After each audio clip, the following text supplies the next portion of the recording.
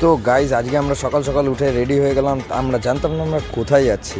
তো ঠিক আছে, ফাইনালি আজকে আমাদের গাড়ি ছেড়ে দিল। আর গাড়ি ছেড়ে দেওয়ার সাথে সাথে দেখতেই পাচ্ছ আমরা বেরিয়ে গেছি আমাদের অফিস থেকে। আর আমরা এখন যাচ্ছি কোথায় সেটা তো ওখানে গিয়ে দেখানো যাবে। আর আমাদের ড্রাইভার রয়েছে সন্তুদা। তো মাঝখানে পড়ে গেছিলাম আমরা একটা ট্রাফিক জ্যামে। তো তারপরে কি করব দাঁড়িয়েছিলাম বেশ কিছুক্ষণ।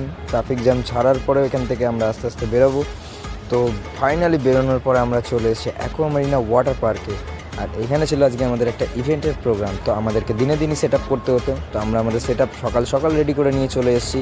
তারপরে দেখো, যখন আমরা সেট আপ মোটামুটি কমপ্লিট করেই দিয়েছিলাম, তখন আবার আমার হয়ে গেল একটু অসুবিধা। তার জন্য আমি একটু বাইরে গেছিলাম। বাইরে যাওয়ার পরে যখন আসছি তখন একটুখানি চারিদিকটা ঘুরিয়ে দেখানোর চেষ্টা করছিলাম।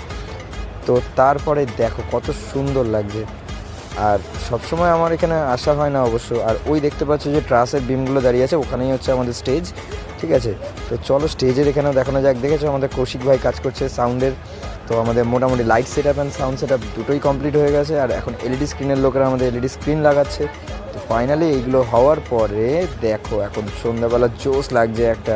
আর মাঝখানে একটু হয়ে গেছিলো প্রবলেম, তার জন্য উঠেছিল আমাদের একজন কাজ করতে। তার জন্য এই দেখো, এখন দেখো যে এখন সকালের দিকে কেমন লাগছিল আর এখন কেমন লাগছে।